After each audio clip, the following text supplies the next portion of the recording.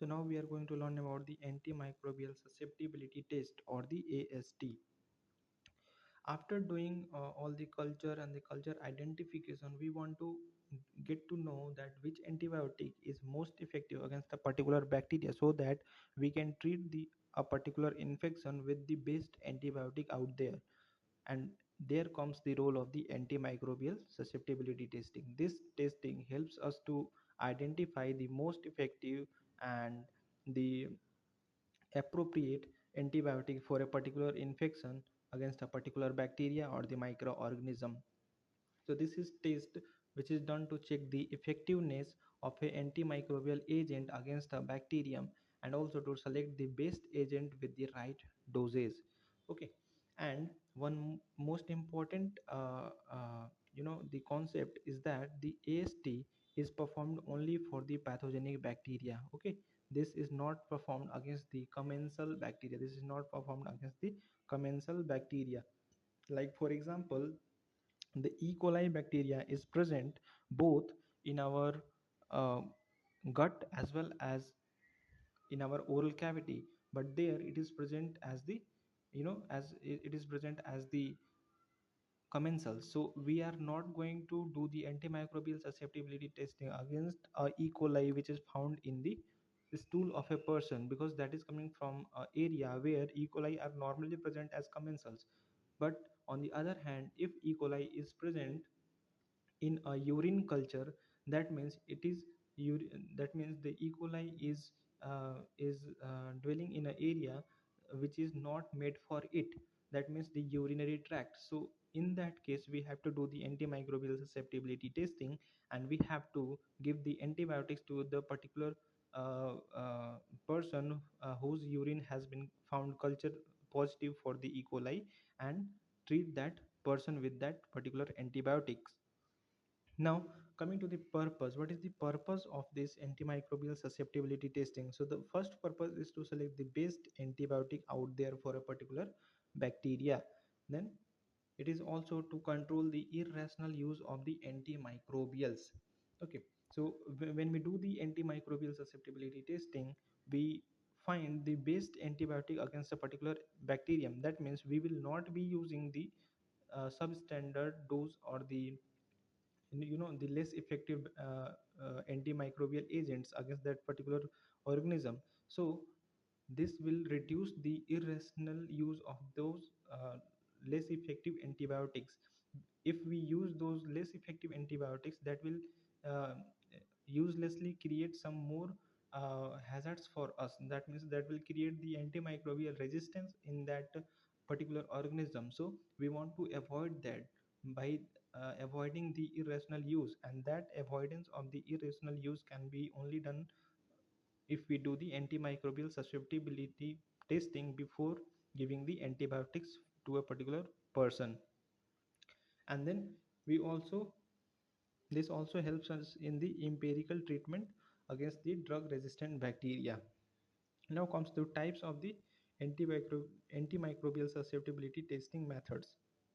So the types includes the disk diffusion method, also called as the Kirby Bauers Disk Diffusion test, then the dilution method, and the Epsilometer test. Other than these three tests or the methods, we also have some other tests like the genetic tests like PCR and RT-PCR.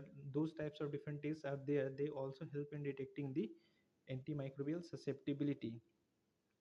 And other than that, we have some automated systems also. They help us in detecting the best antibiotic for a particular microorganism. But in our Indian exams, there is a trend to ask the questions which are outdated. So these tests are also outdated. We are not using this test for antimicrobial susceptibility testing, and in these days we are using only the automated systems for identification of the antimicrobial susceptibility testing. But they ask you the questions which are outdated. So we will also be learning only those things which are outdated, because we want to learn according to the exams here. Okay, so let's talk about the different methods here.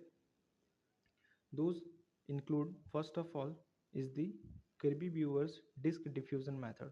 The Kirby Bauers Disk Diffusion method, that is the qualitative test. Okay, that is the qualitative test. And in this method, first we have to prepare the inoculum. That inoculum is prepared by suspending the colony in a normal saline or by inoculating into a broth. So suppose if this is our test tube out there and this is the normal saline there, okay, in this is the normal saline in this test tube. So we have to suspend a colony in this normal saline. So a colony of bacteria is suspended in this normal saline or the broth, and we will wait till uh, till this till this bacterial broth becomes a little turbid, so as to uh, so as this opacity of that turbidity reaches to 0.5 McFarland. So once the opacity of the turbidity which is present in this bacterial broth reaches to this 0.5 McFarland, then it will be inoculated over the Muller-Hinton agar. Muller-Hinton agar, this is the agar over which we do the disk diffusion test, this diffusion method of the antimicrobial susceptibility testing. So once it reaches to this opacity level, that is 0.5 McFarland, then we will be doing the lawn culture. I hope you remember the lawn culture method in our culture methods. I have discussed about the lawn culture method there. So by that lawn culture method, we will be doing or inoculating this bacterial broth over a Muller-Hinton agar. Over a Muller-Hinton agar, we will be uh, inoculating this bacterial broth. After that, we will be impregnating the antibiotic discs. So see here, there are different antibiotic discs. These are all the antibiotic discs that are impregnated over the Muller-Hinton agar after the inoculation of of that bacterial broth. Then this is incubated at 37 degrees centigrade for 16 to 18 hours. Okay, so after the incubation for 16 to 18 hours, then we have to interpret the result. So how do we interpret it? So susceptibility to the drug is determined by the zone of inhibition of the bacterial broth.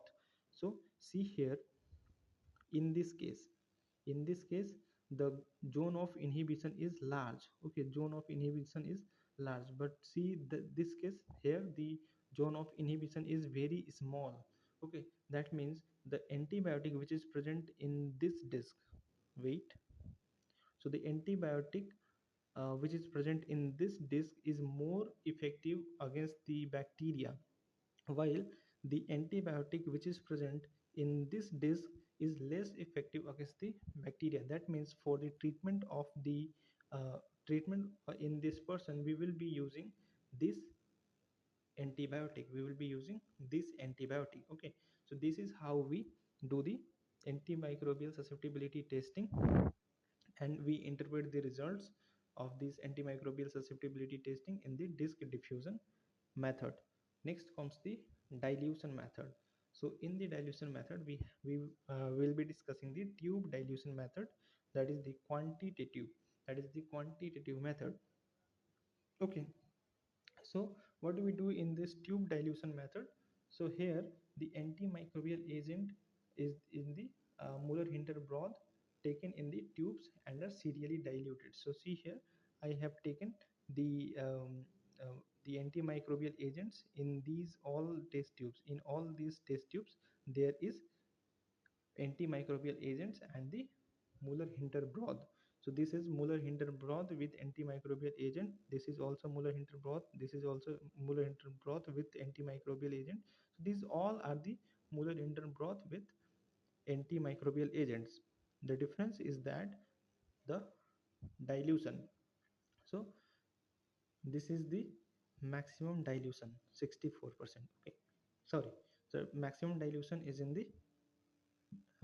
tube 1. The maximum dilution is in the tube 1, and the maximum concentration of the antimicrobial agent is in this test tube. So in this test tube, the concentration of the antimicrobial agent is maximum, while we are diluting serially in this direction, and the minimum concentration of the antimicrobial agent is in this test tube. Okay, is in this test tube. So this test tube has the minimum amount of antimicrobial agent. Okay, so after the serial dilution, then each tube incubated with fixed amount of suspension of test organisms. So then we add the test organisms in each of the test tube, but remember the amount of the specimen will be same for all of these test tubes. So we will be adding here also, here also, here. So everywhere we will be adding the antimicrobial agent. Everywhere we will be adding the antimicrobial. In every test tube we will be adding the sorry in every test tube we will be adding the suspension of the test organism, and the quantity of that suspension should be equal in all of them. Then the tubes are incubated at 37 degrees centigrade for 18 hours, and then we detect the minimum inhibitory concentration of the antimicrobial agent is noted, and the tube where no visible growth of the microorganisms occurs, that is the minimum inhibitory concentration. So see here, the two things should be noted. One is the test tube 8. So here in these three test tubes we are seeing turbidity, that means obviously there is growth of the bacteria. But in the tube 8 we are not seeing any turbidity, that means it is the minimum inhibitory concentration. So see here, the minimum inhibitory concentration is 8 milligram per ml, 8 milligram per ml.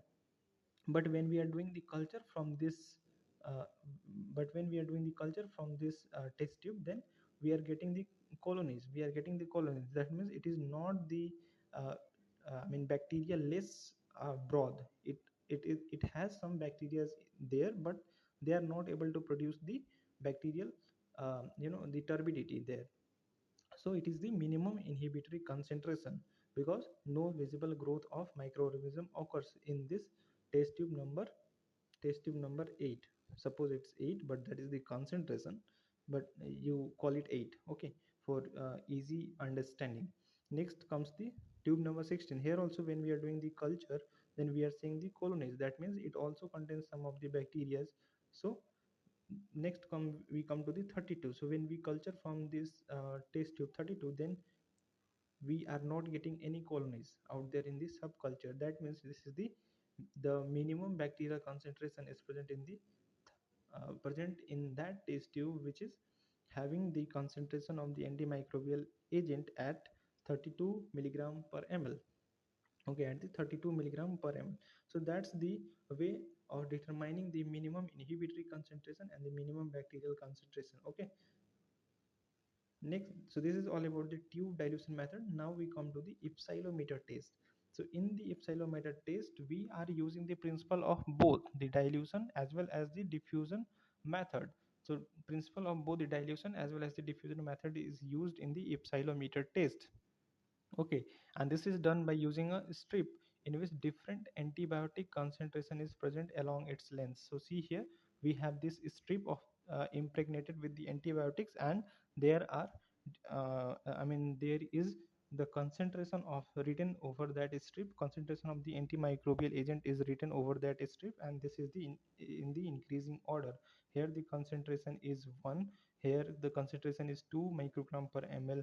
Here the concentration is 32. Here the concentration is 128 microgram per ml in that strip.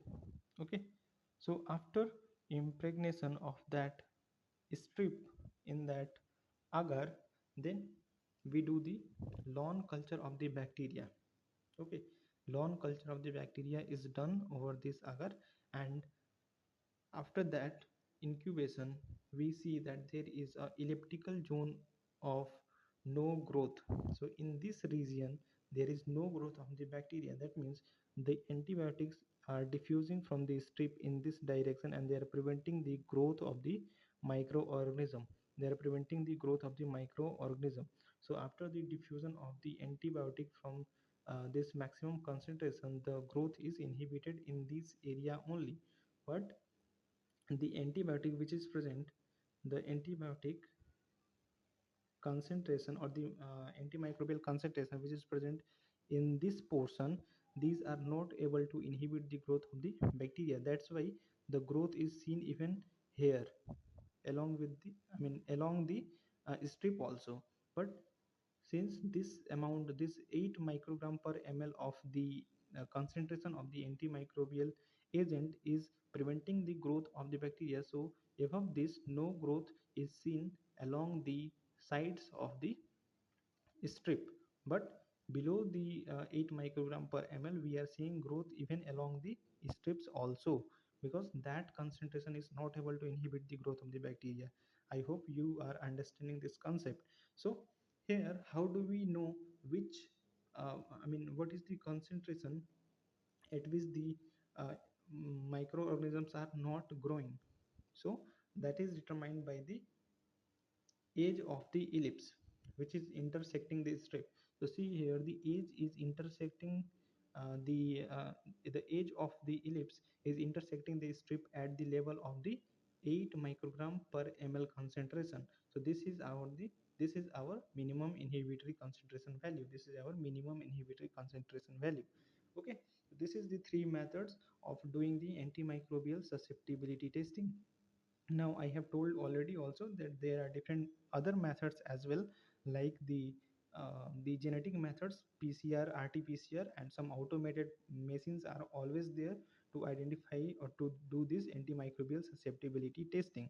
Those are far much better than this conventional test. Those are far much better than this conventional. Okay, but still we are discussing these conventional things because in exams they ask us about these conventional things only. So that's all for the antimicrobial susceptibility testing.